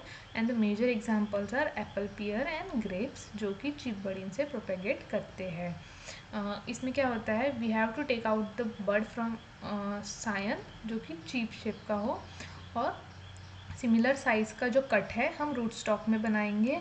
उसमें फिर वो हम जैसे यहाँ आप देख सकते हैं ये जो बड है ये उस कट में हमने रख दिया और इसको क्या करेंगे, पॉलीथीन टेप से हम इसको रैप कर देंगे। जब यूनियन बन जाएगा तो हम पॉलीथीन उसको रिमूव कर देंगे।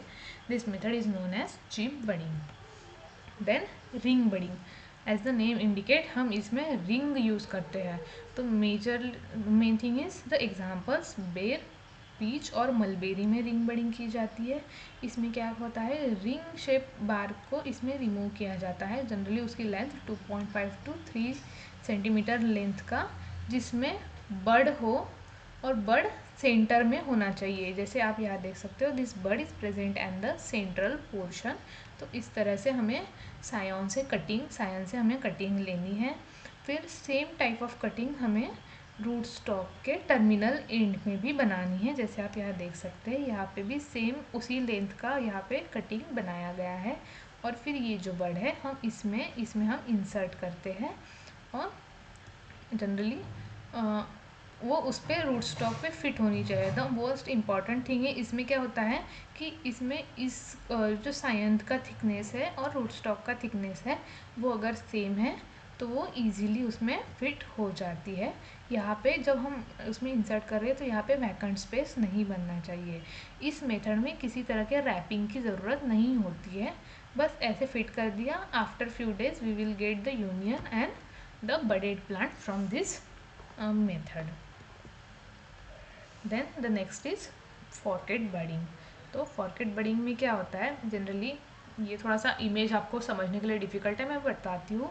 एक पैच शेप, जैसे हमने पैच बडिंग में हमने किया था ना, तो उसी शेप का बड इसमें लिया जाता है। अबाउट 2 to 3 सेंटीमीटर लेंथ और 0.5 to 1 सेंटीमीटर विड्थ, और जो रूट स्टॉक है उसमें भी वैसा ही कट बनाएंगे, लेकिन जब हम कट बनाएंगे तो ऊपर का जो वुडी पोर्शन है जो हम सारे बडिंग मेथड्स में निकाल देते थे वो इसमें नहीं निकालेंगे। देखो जो यहाँ आप देख रहे हो, this is the woody portion जो कि सिर्फ यहाँ पे कट बनाया गया है और वो एज अ कवर वहाँ पे प्रेजेंट है। So this is the vertical flap which is left intact in case of forkert budding. फिर इसके अंदर हम जो है हमारा बर्ड हम इंसर्ट करेंगे और फिर उसको उस बर्ड को हम पॉलीथीन से रैप कर देंगे एंड देन वो जो बर्ड है मतलब वो फ्लैप जो है वो उसको कवर करते हुए वैसे ही रहेगा। After 15 to 20 days we will get the union और उसके उस टाइम पे हम पॉलीथीन भी रिमूव करेंगे और जो फ्लैप है जो बार्क का ही पोर्शन है वो भी हम उसके बाद रिमूव कर देंगे। जनरली ये जो फ्लैप है वो क्या काम करता है, it helps to maintain the moist condition near that bird so that union अच्छे से हो जाए। और जो एग्जाम्पल्स है इसके फॉरकेट बडिंग के जनरली ये की जाती है मैंगो में, जैकफ्रूट में और कैशू नट में। Now anyone have any doubt in budding portion? किसी को कुछ डाउट है बडिंग में? Okay, now we will move towards grafting. It is also one of the asexual method of propagation. तो grafting में क्या होता है, साइंस स्टिक यूज़ करते हैं। बडिंग से डिफरेंट कैसे है, that stick has more than one birds on it और वो स्टिक हम रूट स्टॉक पे उसको इस तरह से कनेक्ट करेंगे ताकि वो यूनियन फॉर्म करके एज अ सिंगल प्लांट वो सक्सेसफुली ग्रो हो। तो इसी मेथड को ग्राफ्टिंग कहते हैं। Now talking about the components of grafting, there are mainly two components. The first one is root stock, same as in case of budding जो मैंने आपको बताया। root stock मतलब जो लोअर पोर्शन होगा जिसका हमें रूट वाला पोर्शन हमें चाहिए उसे हम कहेंगे रूट स्टॉक। अब there are two types of root stock, एक होता है seedling root stock and the another is clonal root stock. इसे अगर समझेंगे तो सीडलिंग रूट स्टॉक मतलब जो रूट स्टॉक वाला पोर्शन है वो हमने सीड से ग्रो किया है तो इसे कहेंगे सीडलिंग रूट स्टॉक। और अगर हमने असेक्सुअल मेथड से ग्रो किया है तो उसे हम कहेंगे क्लोनल रूट स्टॉक। मतलब हमने कटिंग से अगर ग्रो किया है रूट स्टॉक को तो इसे हम कहेंगे clonal root stock. Then the second component is scion जो कि अपर पोर्शन होगा जिसके हमें कैरेक्टरिस्टिक्स चाहिए तो उसे हम सायन कहते हैं। सायन पे भी it is a piece short piece of detach shoot जो कि जिसपे कि कुछ डॉर्मेंट बर्ड्स प्रेजेंट हो, इस तरह का सायन हम यूज़ करते हैं फॉर ग्राफ्टिंग पर्पज़। अभी बात करेंगे there are different types of grafting. So first is veneer grafting. Question generally आता है कि मैंगो में कमर्शियल मेथड ऑफ प्रोपेगेशन कौन सी है, तो आंसर होगा वीनर ग्राफ्टिंग। क्योंकि मैंगो में आपको मतलब बहुत सारे ग्राफ्टिंग मेथड्स में आपको दिखेगा कि मैंगो में किया जाता है ये मेथड, बट अगर क्वेश्चन ऐसे पूछा जाए कि कमर्शियल मेथड ऑफ ग्राफ्टिंग और commercial method of propagation in mango तो आंसर होना चाहिए वीनर ग्राफ्टिंग। भले ही ये मेथड बहुत ओल्ड है, अभी यूज़ नहीं होता है, but the correct answer is veneer grafting. Then इसमें क्या होता है, इस मेथड में हम जो टर्मिनल शूट है near about 10 to 15 centimetre length का और उसकी थिकनेस जो है it should be pencil thickness उसकी होनी चाहिए, तो उसे एज ए सायन हम लेते हैं। सायन में जनरली जो शूट होता है it should be swollen shoot. Swollen shoot में क्या होता है, there is a reservoir of carbohydrates, उसमें कार्बोहाइड्रेट्स प्रेजेंट होते हैं। और तो इसको स्वोलन करने के लिए क्या किया जाता है, जिस मदर प्लांट से हम शूट्स या सायंस लेंगे उसमें 10 दिन पहले उसमें क्या करते थे, उसके पत्ते हटाए दिए जाते हैं, उसको डिफोलिएट किया जाता है और फिर उसमें से scion shoots like after 10 days जब वो स्वेल हो जाएगा तो उससे सायन हम कट करेंगे और just immediately after cutting the science हम उसमें ग्राफ्टिंग करते हैं। तो जनरली जो रूट स्टॉक है उसमें हम और सायन में पहले सायन में वी शेप का हम लाइक जो लोअर पोर्शन है जैसे ये सायन है तो इसमें थोड़ा सा ऐसे वी शेप का हम इसमें इंसिजन बनाएंगे और जो रूट स्टॉक है इसमें हम ऐसे कट देंगे, ये जो कट यहाँ पे बनाया हुआ है, और फिर इसमें हमने जो हमारा साइन है इसमें फिक्स करना है और फिर उसको पॉलीथीन टेप से रैप करना है। पॉलीथीन टेप की थिकनेस होनी चाहिए 300 गेज, ये चीज़ आपको याद रखनी है। और जो विड्थ होती है वो 0.5 सेंटीमीटर होती है पॉलीथीन टेप की। जनरली ये मेथड जो है मई टू सितंबर के मंथ में फॉलो किया जाता है और नियर अबाउट 1 मंथ लगता है ये यूनियन फॉर्म होने में। जब यूनियन फॉर्म हो जाएगा, जब यहाँ से स्प्राउटिंग, ये जो पोर्शन है जो साइन है इसमें जब स्प्राउटिंग हो जाएगी तो हम समझ जाएंगे कि यूनियन फॉर्म हो गया है, और उस टाइम फिर हम ये जो पॉलीथीन है ये रिमूव कर देंगे। So this is veneer grafting method. Then second is whip grafting.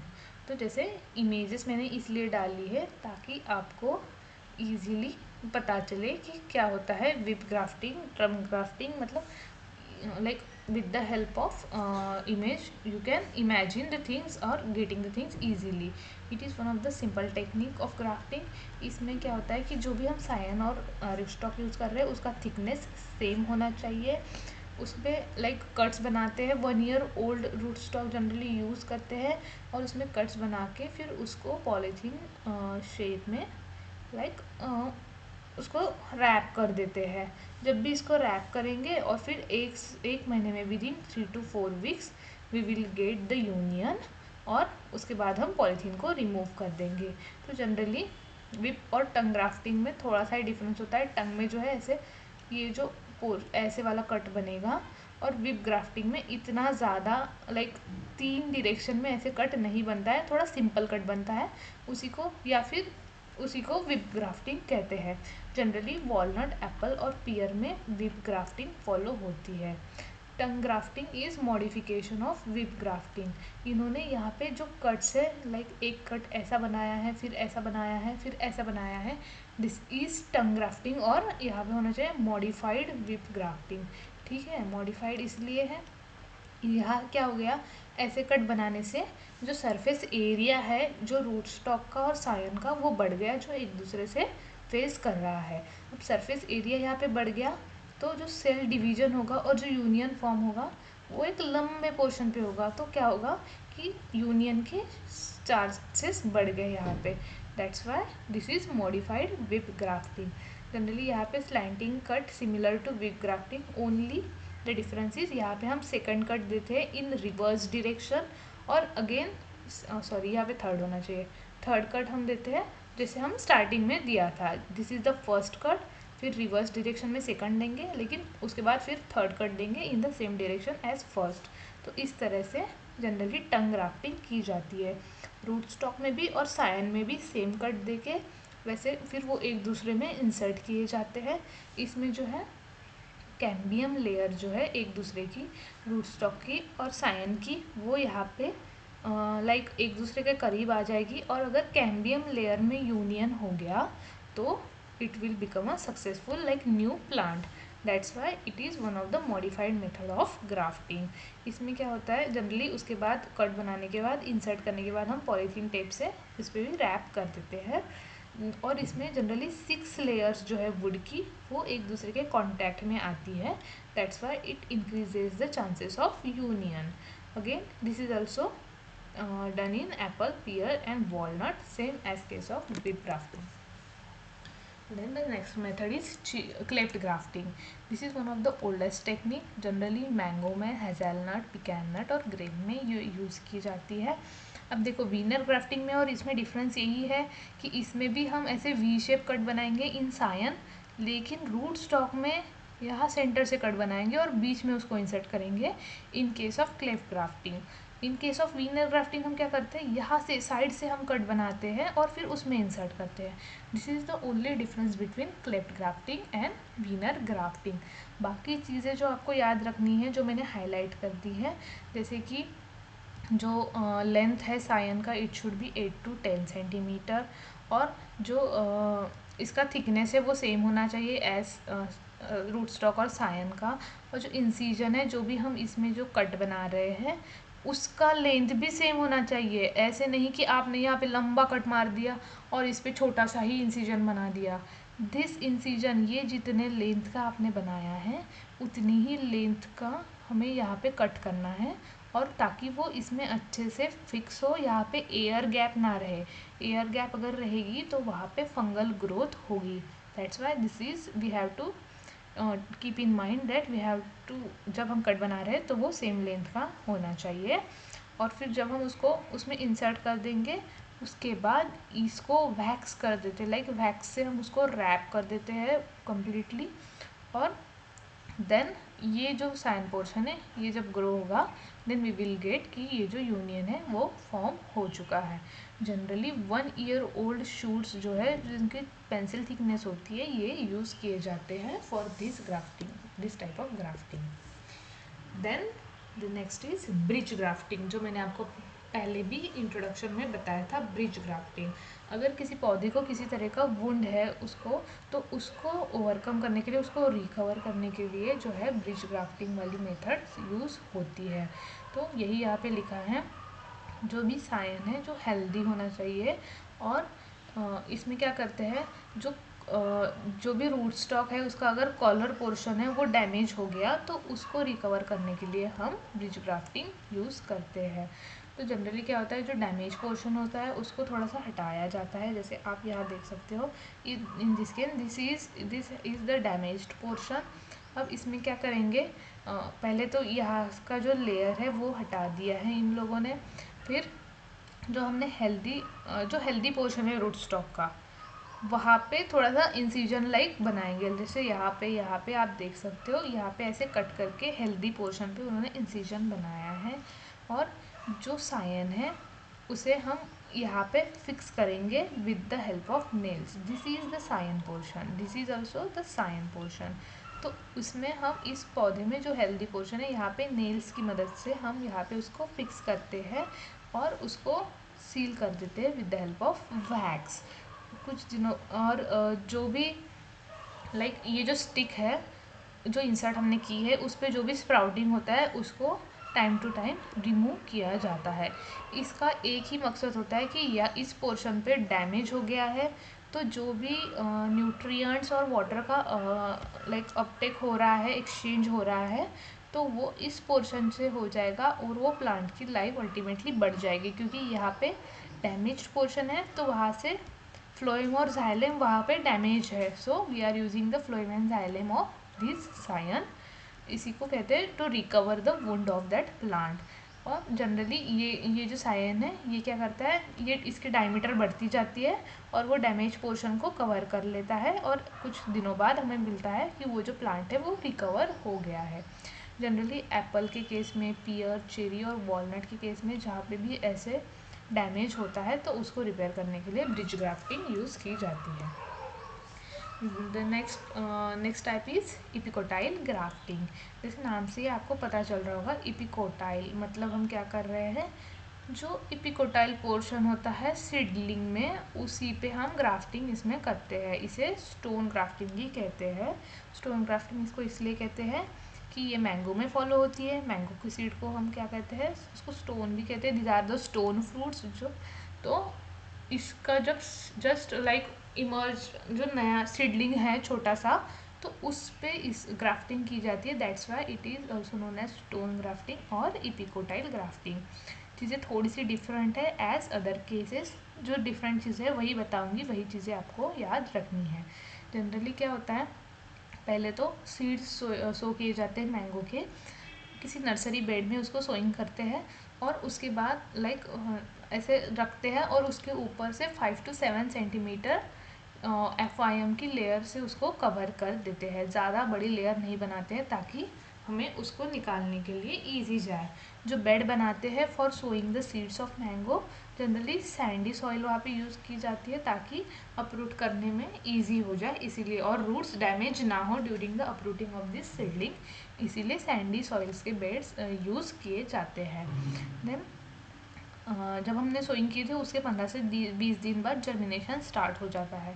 Germination start होने के बाद जो 7 से 10 दिन का एज का जो सीडलिंग है, जैसे आप यहाँ पे देख सकते हो, दिस इस स्टेज पे ही ग्राफ्टिंग की जाती है, इसीलिए इसे इपिकोटाइल ग्राफ्टिंग कहते हैं। ये जो पोर्शन है इसे हम क्या कहते हैं, इपिकोटाइल ऑफ दैट प्लांट, जो सीडलिंग है उसका। तो उस स्टेज पे की जाती है, that's why it is epicotyl grafting.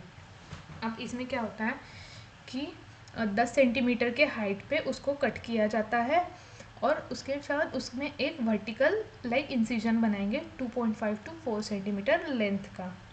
अब जितना उसमें इंसिजन बनाया गया है, हम जो भी वैरायटी का सायन यूज़ करेंगे, जो भी वैरायटी हम चाहते हैं कि इसका पौधा हमें मिले, तो उसका जो लाइक सायन है, जो टर्मिनल पोर्शन है, उसका सायन हम लेते हैं, उसको डिफोलिएट करते हैं बिफोर 10 डेज ताकि वो स्वोलन सायन हो जाए, और फिर उसको उस इंसिजन में उसमें लाइक घुसा के, जैसे आप यहाँ देख सकते हो, उसमें अटैच करके फिर उसको पॉलीथीन से रैप किया जाता है। जो पॉलीथीन टेप की जो थिकनेस है वो आपको याद रखनी है, सभी जगह पे 300 गेज की पॉलीथीन ही यूज़ होगी। फिर वो जो ग्राफ्टेड प्लांट्स हैं उनको बेड्स में और या पॉट्स में लगाया जाता है ताकि यूनियन वो सक्सेसफुल हो जाए। So this method is known as epicotyl grafting. Then the next method is softwood grafting. Softwood grafting जैसे नाम से ही पता चल रहा है कि जो टेंडर वुड है, टेंडर स्टेम का पोर्शन है, उसमें ग्राफ्टिंग की जाती है, तो उसे सॉफ्टवुड ग्राफ्टिंग कहते हैं। Generally this is a very successful in situ grafting. In situ grafting मतलब क्या होता है, फील्ड में ही ग्राफ्टिंग करते हैं। ऐसे अलग से नर्सरी में पॉली बैग्स में उसका सीडलिंग रूट स्टॉक ग्रो करके फिर उसके ऐसे नहीं करते। क्या होता है, जो भी रूट स्टॉक हमें चाहिए, जनरली मैंगो के केस में ही फॉलो की जाती है, तो जो भी रूट स्टॉक, जो भी वाइल्ड स्पीसीज हम as a root stock use करना चाहते हैं, उसकी सोइंग फील्ड में जितने भी डिस्टेंस पे हमें पौधे लगाने हैं उतने डिस्टेंस पे उसकी सोइंग की जाती है ड्यूरिंग रेनी सीजन, ताकि अच्छे से वो ग्रो हो। जब वो पौधा 1 साल का हो जाए, ताकि उसकी पेंसिल थिकनेस, मतलब उसकी थिकनेस जो वो पेंसिल जितनी हो जाए, तो उसके बाद उसमें हमें जो वैरायटी चाहिए उस वैरायटी के सायन से हम उसमें ग्राफ्टिंग करेंगे। मतलब फील्ड में जाके ही at there like permanent site जो है वहीं पे उससे ग्राफ्टिंग की जाती है। तो इसको कहते हैं सॉफ्टवुड ग्राफ्टिंग। जनरली जो सायन शूट है उसकी जो लेंथ है it should B 10 to 15 centimetre, और वो जो सायन शूट है वो 3 से 5 मंथ का एज उसकी होनी चाहिए। ये चीज़ आपको सॉफ्टवुड में ध्यान रखनी है। रूट स्टॉक के एज हम लेते हैं 1 ईयर ओल्ड रूट स्टॉक, और जो सायन लेते हैं वो होता है 3 to 5 मंथ्स ओल्ड होता है। उसकी भी थिकनेस पेंसिल थिकनेस होनी चाहिए। तो उसको भी जैसे बिफोर 10 to 15 डेज उसको लीव्स रिमूव करते हैं ताकि वो स्वोलन बर्ड हो जाए। अब रूट स्टॉक को क्या करते हैं, at the height of 15 to 20 centimetre, जैसे ये रूट स्टॉक है तो 15 से 20 सेंटीमीटर के हाइट पे यहाँ से कट कर देंगे terminal portion. Terminal portion cut करने के बाद यहाँ पे एक वर्टिकल कट इसमें बनाएंगे। वर्टिकल कट का साइज जो लेंथ होगा वो होगा 2.5 to 4 सेंटीमीटर। अब उस कट में जो हमारा सायन पोर्शन है उसको भी हम नीचे से थोड़ा सा ऐसा वाला पोर्शन उसको लाइक ऐसे बनाएंगे, ऐसी तरह से कट करेंगे, और इस कट में हम उसको घुसाते हैं और उसको फिर रैप कर देते हैं। जब ये वाला बर्ड पोर्शन है जो स्वोलन बर्ड्स है, ये ग्रो होना शुरू हो जाती है आफ्टर 15 to 20 डेज, और हमें एक सक्सेसफुल ग्राफ्टेड प्लांट मिलता है। So this is the method of softwood grafting. ये भी जनरली मैंगो में फॉलो की जाती है। Then next method is inarching. Inarching is important method, question inarching पे आते हैं। It is also known as attach method of grafting, also known as approach grafting. ठीक है, नोट कर लीजिए, अटैच मेथड ऑफ ग्राफ्टिंग भी कहते हैं, अप्रोच ग्राफ्टिंग भी इसे कहते हैं। इसमें क्या डिफरेंट है बाकी मेथड से, द ओनली थिंग इज जो सायन है वो हम जनरली क्या करते हैं, बाकी मेथड में कट कर देते थे अपने मदर प्लांट से, फिर रूट स्टॉक पे उसको आके हम लगाते थे। बट इन दिस मेथड हम सायन को कट नहीं करते हैं। सायन अपने पौधे पे ही रहता है, अपने मदर प्लांट पे ही रहता है, और उसकी मदद से हम उसको ग्राफ्ट करते हैं। जब यूनियन सक्सेसफुली बन जाएगा उसके बाद हम सायन को कट करेंगे इन दिस मेथड। अब ये जो मेथड है जनरली मैंगो में, जैक फ्रूट में बहुत ज़्यादा यूज़ होती है, जैक फ्रूट, देन सपोटा, लॉकवर्ट और कस्टर्ड एप्पल में भी ये मेथड यूज़ होती है। तो इसमें क्या होता है, जो रूट स्टॉक है वो पॉट या कंटेनर में ग्रो किया जाता है, और सायन का भी जो है, तो जनरली जो मदर प्लांट है क्या करेंगे, जो हमने पॉलीथीन बैग में या फिर पॉट में जो रूट स्टॉक ग्रो करा है वो हम मदर प्लांट के पास ले जाके, जो भी हम उसके लिए ऐसी व्यवस्था करते हैं कि जो हमें शूट चाहिए उसके पास हम वो रूट स्टॉक रख सके, उसके क्लोज हम रखते हैं और फिर उनमें हम ग्राफ्टिंग करते हैं। उनमें क्या करता है, इस तरह का, जैसे आप यहाँ इस वाले डायग्राम में देख सकते हो, इस तरह का कट उसमें बनाया जाता है और इस तरह का कट जो सायन पोर्शन है उसमें बनाया जाता है। फिर वो एक दूसरे में एक इंसर्ट करके उनको रैप किया जाता है with the help of polythene tape. अब जब ये यूनियन हो जाएगा तो ये जो सायन पोर्शन है इसमें जो बर्ड्स है वो स्प्राउट होंगे, तो हमें पता चल जाएगा कि यूनियन हो गया है। उसके बाद आफ्टर स्प्राउटिंग जो रूट स्टॉक का अपर पोर्शन है ये रिमूव कर दिया जाता है और जो सायन है वो अपने मदर प्लांट से कट किया कर दिया जाता है, डिटैच कर दिया जाता है और जो हमें नया पौधा मिलेगा वो एज अ ग्राफ्टलिंग हम यूज़ करते हैं। जनरली ये मेथड जो है जुलाई टू अगस्त में की जाती है। मेन जो इसके एग्जांपल्स है these are mango and jackfruit, बाकी एग्जांपल्स भी आप इसमें ध्यान में रखिए। Anyone have any doubt in this? Grafting में क्या किसी को कुछ डाउट है? No, ma'am. Okay, now the last technique is layering. Layering के बारे में हम पढ़ेंगे। This is the last method of asexual propagation. इसमें क्या करते हैं हम, जनरली प्लांट का जो कोई पोर्शन है हम उसको फोर्स करते हैं to produce the adventitious roots. Adventitious roots कहाँ से फॉर्म होते हैं? नोड से फॉर्म होंगे एडवेंटिशियस रूट। और जब कब हम करते हैं, वो प्लांट का जो पोर्शन है जो भी हम यूज़ करते हैं जब वो अपने मदर प्लांट से ही अटैच है उसी टाइम पे हम उसके स्टेम्स में, जैसे अगर ये पौधा है, ये ब्रांच है, यहाँ पे जो नोड्स होंगे हम उसको ऐसा एटमॉस्फेयर प्रोवाइड करेंगे ताकि इस नोड से एडवेंटिशियस रूट्स फॉर्म हो। जब ये एडवेंटिशियस रूट फॉर्म हो जाएंगे उसके बाद हम इसको कट करके फिर हमारे फील्ड में लगाते हैं, तो इस मेथड को कहते हैं लेयरिंग। इसमें भी there are different types of layering, तो हम एक वन बाय वन उसको पढ़ेंगे। इसमें अलग अलग रूट स्टॉक और सायन नहीं होता है, जो जनरली सिंगल पोर्शन है प्लांट का वही उसी में से रूट्स हम फॉर्म करते हैं, एडवेंटिशियस रूट्स हम फॉर्म करते हैं। That's why there is no concept of scion and root stock in case of layering. So the first is simple layering. इसमें क्या होता है कि जो भी पोर्शन, जो भी ब्रांचेस है जो ग्राउंड को टच कर रही है मेन स्टेम की, तो उनको थोड़ा सा मिट्टी में थोड़ा सा घुसाया जाता है ताकि वो ग्राउंड के कांटेक्ट में आए और वहाँ पे एडवेंटिशियस रूट्स फॉर्म हो। और फिर जब एडवेंटिशियस रूट फॉर्म हो जाएंगे, ये जो अपर पोर्शन है यहाँ पे आपको ग्रोथ दिखेगी, तो यहाँ से कट किया जाता है और एज अ न्यू प्लांट हम ये पोर्शन यूज़ करते हैं। सो there are few things which you have to keep in mind that generally 1 year old shoot में ये मेथड की जाती है।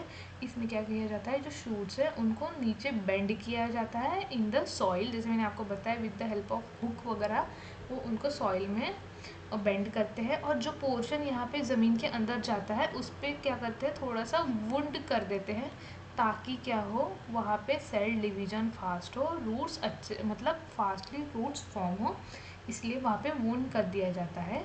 4 से 5 महीने बाद आपको वहाँ पे बहुत सारे रूट्स वहाँ से इमर्ज आउट होते हुए दिखेंगे और उसके बाद फिर ये पौधे को सेपरेट किया जाता है from its mother plant. Generally जो सिंपल लेयरिंग है वो फॉलो होती है गुआवा में और हेज़लनट में। तो आपको एग्जाम्पल्स रखने हैं याद और ये रखना है कि कौन सा शूट हम यूज़ कर रहे हैं, कंसेप्ट क्या है पर्टिकुलर मेथड के पीछे का। The next method is serpentine और उसे कंपाउंड लेयरिंग भी कहते हैं। जैसे नाम से हमें पता चल रहा है एक ही शूट है, जैसे हमने सिंपल लेयरिंग में किया था, एक जगह पे उसको हमने वहाँ पे वुंड करके मिट्टी में दबा दिया। अब इस पे एक शूट पे तो बहुत सारे बर्ड्स होते हैं, तो इसमें क्या करेंगे, यहाँ से भी फिर ये यहाँ का बर्ड एक्सपोज कर दिया, यहाँ का बर्ड फिर से हमने सॉइल के अंदर कर दिया, लाइक दैट अल्टरनेट जो बर्ड है उसको हम वुंड करके वहाँ पे फिर उसको ज़मीन में हम उसको सॉइल के कांटेक्ट में लाते हैं ताकि वहाँ पे एडवेंटिशियस रूट फॉर्म हो। यहाँ से जो शूट फॉर्म होगा इस पौधे के लिए फॉर्म होगा, ये जो शूट ग्रो करेगा it will become the shoot of this plant. जब ये यहाँ पे एडवेंटिशियस रूट्स फॉर्म हो जाते हैं, तो यहाँ से ये कट किए जाएंगे और as a individual plant grow किए जाएंगे। This is known as serpentine और कंपाउंड लेयरिंग। तो यही चीज़ें यहाँ पे दी गई है। Alternate exposing of internodal length of shoot, जो मैंने अभी आपको बताया। This are the few examples. जैसे जनरली जो आपको याद रखना है, it is muscadine grape. Muscadine grape में ये मेथड यूज़ होती है, सर्पेंटाइन लेयरिंग। बाकी जो एग्जाम्पल्स है वो ऑर्नामेंटल प्लांट्स वगैरह है उनके हैं। आपको फ्रूट क्रॉप्स के एग्जाम्पल्स ज़्यादा याद रखने हैं। जनरली क्या होता है, जब हम, जैसे मैंने आपको बताया, यहाँ पे वुंड फॉर्म करते हैं, तो वुंड कैसे, हम यहाँ पे ग्रिडलिंग कहते हैं। ग्रिडलिंग मतलब जो ऊपर का पोर्शन होता है ना स्टेम का, लाइक, तो उसको हम रिमूव कर देते हैं, बार का सर्कुलर रिंग हम उसको रिमूव कर देते हैं। जो हम वुंड बनाते हैं, it should be the size of 2.5 to 4 centimetre का जो अपर पोर्शन है रिंग फॉर्म में, हम उसको रिमूव करते हैं। Then we use to treat that portion with rooting hormone, that is IVA, ताकि वहाँ पे रूट फॉर्मेशन हो। फिर उसको हम सॉइल में बरी कर देते हैं। जो बर्ड्स एक्सपोज होती है, जैसे मैंने बताया, जो बर्ड एयर में एक्सपोज है वो शूट फॉर्म करेगी, और जो सॉइल के अंदर है they will form the roots. और उसके बाद हम जब यूनियन फॉर्म हो जाता, सॉरी, जब ये शूट वाला पोर्शन ग्रो होने लगता है, तो हम इनको अलग अलग करते हैं, इनको कट करके नए प्लांट्स हम इससे लेते हैं। सो दिस इज सर्पेंटाइन और compound layering. Then the third method is mound layering और स्टूलिंग। तो इसमें क्या कहते हैं, जैसे आप इमेज में देख सकते हो, जो ऐसे पौधे जिसमें लाइक ब्रांचेस जो है वो वेरी फर्म है, जिसमें बेंड नहीं होती है। क्योंकि सिंपल लेयरिंग में और सर्पेंटाइन लेयर में हम क्या कर रहे थे, ब्रांच को ऐसे बेंड कर दे रहे थे। अब ऐसे भी पौधे होते हैं ना जिसमें आप बेंड करने जाओगे ब्रांच टूट जाएगी। तो उस केस में जनरली मुंड लेयरिंग या फिर स्टूलिंग का मेथड से हम जनरली प्रोपेगेट करते हैं। पहले क्या करेंगे कि जो पौधा है उसको सीवियरली प्रून कर देंगे। इसलिए करते हैं ताकि जो लोअर पोर्शन है, स्टेम का जो लोअर पोर्शन है, उसमें से बहुत सारे शूट्स इमर्ज हो जाए। जब उसमें से बहुत सारे शूट्स इमर्ज हो जाते हैं, तो बेस पोर्शन पे, उसके बेस पोर्शन पे ग्रिडलिंग करते हैं, ताकि मतलब उसका जो लेयर है, आउटर लेयर जो है वो निकालते हैं हर स्टेम का। वहाँ पे जो जितने भी शूट्स यहाँ पे निकले हैं, तो सारे इसमें ग्रिडलिंग कर देते हैं। देन 15 to 20 सेंटीमीटर हाइट, ये आप देख सकते हैं, this is 15 to 20 centimetre height. तो इतने सेंटीमीटर पे ऐसे मिट्टी चढ़ा देते हैं। तो क्या हो गया कि जहाँ पे हम ग्रिडलिंग किए हैं वो पोर्शन सॉइल के कॉन्टेक्ट में आ गया। कुछ दिनों बाद, जैसे 3 से 4 महीनों बाद, जहाँ पे ग्रिडलिंग की थी वहाँ से एडवेंटिशियस रूट्स फॉर्म हो जाएंगे।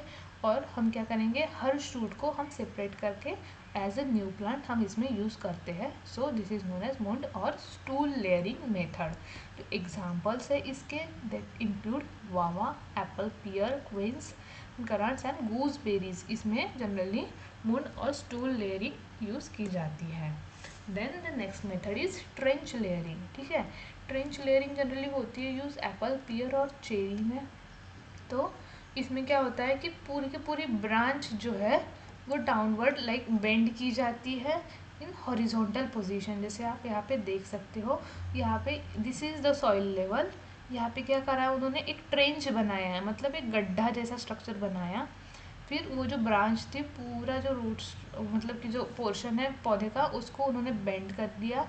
और इसको क्या कर देंगे, कवर कर देंगे सॉइल से या FIM से, जो भी प्लांटिंग मटेरियल है उसको कवर कर देंगे अगेन ट्रेंच को।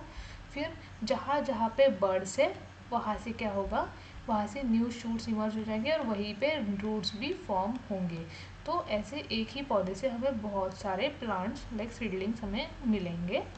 तो इसी को क्या कहते हैं, ट्रेंच मेथड कहते हैं, ट्रेंच लेयरिंग कहते हैं, क्योंकि हम ट्रेंच बना के फिर उसको उसमें बेंड कर दे रहे हैं पौधे को, that's why it is known as trench layering. जब ये फॉर्म हो जाएंगे तो ये सारे पौधे like this rooted layers are separated from the mother plant और उनको अलग अलग लगाया जाता है। जनरली जो ट्रेंच लेयरिंग मेथड है, it is successful in woody species, जिसमें वुड पोर्शन ज़्यादा होता है, जो वुडी पौधे होते हैं उसमें सक्सेसफुली की जाती है। जिसमें लाइक स्टूलिंग और मुड लेयरिंग जो थी, जिसमें नहीं कर सकते, तो उसमें जनरली ट्रेंच लेयरिंग करते हैं।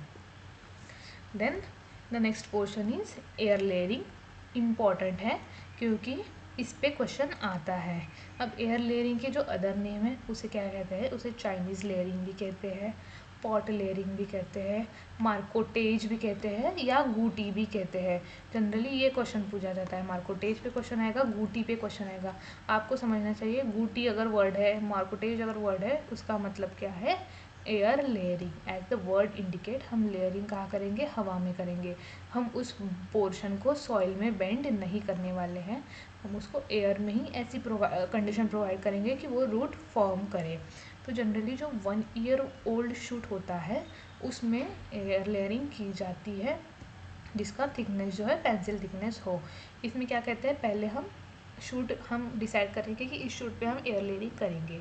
देन उसमें हम करेंगे ग्रिडलिंग। ग्रिडलिंग की लेंथ कितनी होनी चाहिए, 2.5 to 3 या 4 सेंटीमीटर का जनरली बार्क का पोर्शन जो हम रिमूव करेंगे। अब रिमूव करने के बाद उसको हम ट्रीट करेंगे रूटिंग हार्मोन से, और हार्मोन से ट्रीट करने के बाद उसको हम उसको कवर करेंगे विथ गनी बैग, जिससे उसको कवर करेंगे। जैसे आप यहाँ देख सकते हैं, ये जो हमने पोर्शन कवर किया है, यहाँ पे स्पैग्नम मॉस भी जनरली यूज़ होती है, क्योंकि वो क्या करती है, वाटर होल्डिंग कैपेसिटी उसकी ज़्यादा है। तो स्पैग्नम मॉस या फिर सॉइल या फिर कोकोपीट जो भी मटेरियल है, या फिर गनी बैग भी यूज़ होती है, तो उसको उससे कवर करते हैं। अब जनरली जो हम ग्रिडलिंग करते हैं तो उसमें हम क्या कर रहे हैं, we are removing the phloem of that stem. तो ultimately it will prevent the formation of bark, मतलब वहाँ पे बार्क जो है वो ग्रिडल पोर्शन में फॉर्म नहीं होगी। बट क्या होगा, as we are providing the moist condition, और हम उसको पीजीआर से ट्रीट भी कर रहे हैं रूटिंग हार्मोन से, तो वहाँ पे जो बर्ड्स है वो क्या करेगी, रूट्स फॉर्म करेगी। जब हम यहाँ पे स्पैग्नम मॉस से उसको कवर करते हैं, उसके बाद उसको अच्छे से मतलब पानी उस पर स्प्रे करके उसको ट्रांसपेरेंट पॉलीथीन से कवर कर लिया जाता है। जैसे आप यहाँ देख सकते हो, उसको टाई कर लिया जाता है। आफ्टर 2 to 3 months आपको यहाँ पे रूट्स फॉर्म हुए दिखेंगे। जैसे यहाँ पे आप देख सकते हो, these are the roots which are form. फिर वो पॉलीथीन खोली जाती है और यहाँ से कट करके ये जो नया पौधा है वो लगाया जाएगा। So this is known as air layering. इसके जो एग्जाम्पल्स है, majorly this are guava, guava में की जाती है, लीची में सबसे ज़्यादा की जाती है air layering. Lychee, rambutan, guava, this are the examples of air layering. Anyone have any doubt in this? क्या किसी को कुछ डाउट है? No, ma'am. Okay, this was for today. Thank you.